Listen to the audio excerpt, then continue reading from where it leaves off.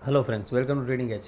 सो Nifty bank Nifty में आज क्या मुँह मिला, कल हम कैसे ट्रेड करेंगे वो फटाफट डिस्कस कर लेते हैं। ओके, देखिए फ्रेंड्स, हमारा सिंपल एनालिसिस था दैट अगर हमें यहाँ पे डेली एफईजी से एंट्री मिलती है मॉर्निंग में डिप के बाद तो हम एंटर करेंगे ना। अब यहाँ पे क्या हुआ, मार्केट ने मॉर्निंग में यहाँ पे देखो इसको टैप नहीं किया। ओके, यहाँ पे अगर आप देख सकते हो देन इसको टैप नहीं किया था डेली एफईजी को, तो यहाँ से डायरेक्टली ऊपर चला गया। तो मैंने टेलीग्राम पे भी अपडेट किया था कि यहाँ पे हम बाइंग नहीं करेंगे। और आप देख सकते हैं कि कैसे मार्केट सीधा नीचे आया वापस से डेली एफईजी में टैप करने के लिए। फिर समवेयर अराउंड यहाँ पे जब मार्केट सस्टेन कर रहा था तो 1 मिनट चार्ट पे हमने एंट्री बनाई थी 24,600 के आसपास। ओके, और 580 का स्टॉप लॉस था, मतलब 20 पॉइंट का स्टॉप लॉस था इंडेक्स का।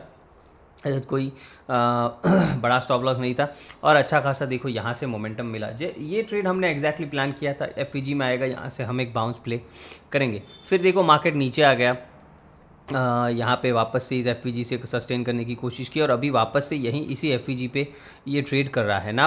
यहाँ से ये क्या रिएक्ट करता है वो देखना पड़ेगा, बट क्लियरली हमने डिस्कशन क्या किया था वीकली एनालिसिस में, दैट मार्केट अभी थोड़ा साइलेंट ही रह सकता है। यही डिस्कशन था हमारा, that this can be silent because ये इतने वायलेंट मूव जो थर्सडे को आए थे उसके बाद मार्केट 2-3 दिन साइलेंट रहे, वो एक लाजमी चीज़ है। ओके, तो ये चीज़ अभी भी याद रखनी है, ये रेंज जब तक ब्रेक नहीं होता तब तक मार्केट में बड़ा मूव नहीं आएगा।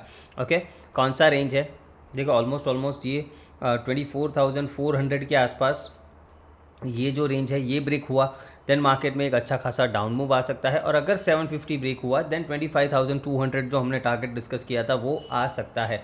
तो जब तक इस रेंज में है तब तक कोई भी बड़ी क्वांटिटी या एग्रेसिव ट्रेड नहीं करना है, छोटा छोटा ट्रेड करके छोटे प्रॉफिट्स लेके निकल जाना है, ये चीज़ याद रखनी है। और क्वांटिटी कम ही रखनी है, सिंपल है मेरी बात। नाउ कल ट्रेड कैसे करना है, देखो कल मार्केट मान लेते हैं फ्लैट इसी एरिया में कहीं पे ओपन हो जाता है। ओके, अगर आज हम यहाँ पे कहीं पे क्लोज होते हैं, मान लेते हैं यहीं पे कहीं पे क्लोज हो जाते हैं और यहीं पे ओपन होता है, अगर आप एग्रेसिव ट्रेडर हो देन 24,650 660 के ऊपर अगर हम सस्टेन करते हैं इस स्विंग के ऊपर तो हम एक बाइंग का ट्रेड इनिशिएट कर सकते हैं। पहला टारगेट हम यही रखेंगे 700 के आसपास, इसको क्रॉस किया देन 750 तक का टारगेट हम रख सकते हैं। देखो छोटे मूव्स ही मैं डिस्कस कर रहा हूँ बिकॉज यही मार्केट में अभी मुझे आता हुआ दिख रहा है, बिकॉज मार्केट अभी एक रेंज में है, सिंपल है।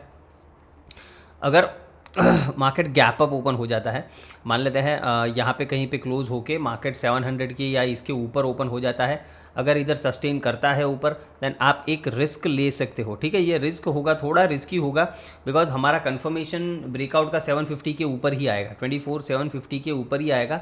बट अगर हम गैप अप ओपन होके यहाँ पे सस्टेन करते हैं देन एक रिस्क ले सकते हैं। ओके, यहाँ पे 40-50 पॉइंट का आपको डेफिनेटली मिल सकते हैं 750 तक, और इसका ब्रेकआउट मिल गया देन ऊपर हम 850 तक भी ट्रैवल कर सकते हैं। तो इधर जिनको रिस्क लेना है वो डेफिनेटली ले सकते हैं, बट शर्त यही है कि प्राइस इस लेवल के ऊपर यहाँ पे सस्टेन करना चाहिए। ओके, ये गैप अप ओपन होके हो, फ्लैट ओपन होके अगर ऊपर जाता है देन यहीं से आप बाइंग कर सकते हो। इधर से अगर और मार्केट ऊपर जाता है देन आप ट्रेल कर सकते हो टिल 750 एंड देन 850। ये आपका प्लान होना चाहिए, छोटे छोटे मूव्स कैच करने हैं और प्रॉफिट को टाइटली ट्रेल करते हुए चलना है। स्विंग टू स्विंग या फिर अच्छा बड़ा कैंडल कोई बना है तो उसके नीचे स्टॉप लॉस, इस तरीके से आपको ट्रेल करना है। ओके, ये चीज़ याद रखनी है।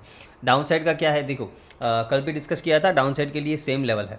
अगर 570 560 इस जोन के नीचे हम सस्टेन करना स्टार्ट करते हैं, एक प्राइस एक्शन बना देते हैं, देन हम ये लिक्विडिटी टारगेट कर सकते हैं और ये वाला इम्बैलेंस टारगेट कर सकते हैं। सिंपल है मेरी बात। तो अगर नीचे जाता है तो आपको अगर शॉर्ट प्लान करना है तो कर सकते हो, नहीं करना है देन वेट करो इस लिक्विडिटी के स्वीप होने का और यहाँ पे कहीं पे टैप होने का। अगर यहाँ से रिवर्सल मिलता है तो वापस से हम यहाँ से बाइंग का ही ट्रेड करेंगे। ये एक अच्छा ट्रेड होगा। अगर इतना नीचे आ जाता है देन मार्केट को अच्छी खासी ये सारी लिक्विडिटी मिल जाएगी, ये इम्बैलेंस भी शायद टैप हो जाए और यहाँ से ये रिवर्सल ले सकता है ना। वैसा ज़रूरी नहीं है कि मार्केट इस ऑर्डर ब्लॉक में आए ही आए, ठीक है, ऐसा ज़रूरी नहीं है। हो सकता है मार्केट इस लिक्विडिटी को स्वीप करके यहीं से मुड़ जाए। तो अगर ये लिक्विडिटी स्वीप से यहीं से मुड़ जाता है तो डेफिनेटली हम यहाँ पर भी बाइंग का ट्रेड इनिशिएट कर सकते हैं। ओके, इस चीज़ का ध्यान रखना है। डाउन साइड एग्रेसिव मैंने बताया 24,400 के नीचे ही कुछ एग्रेसिव डाउन साइड बनेगा, उससे पहले कुछ एग्रेसिव डाउन साइड के लिए आपको प्लान नहीं करना है। ओके, इस चीज़ को याद रखना है। बाकी डिप पे बाइंग करो और अगर प्राइस ऊपर सस्टेन करता है, कोई भी प्राइस एक्शन 5 मिनट में ऊपर का बनाता है, आप बाइंग कर सकते हो, इसमें कोई दिक्कत नहीं है। ओके, आ जाते हैं बैंक निफ्टी पे। ना देखो बैंक निफ्टी में भी सिंपल आपको बताया था दैट बैंक निफ्टी में डिप मिले तो आप बाइंग कर सकते हो। मॉर्निंग में ये पहला कैंडल एकदम एग्रेसिव ऊपर गया, फिर डिप मिला, फिर स्लो एंड स्टडी ये ऊपर गया, इसमें भी एक अच्छा खासा अपसाइड का मूव मिला है।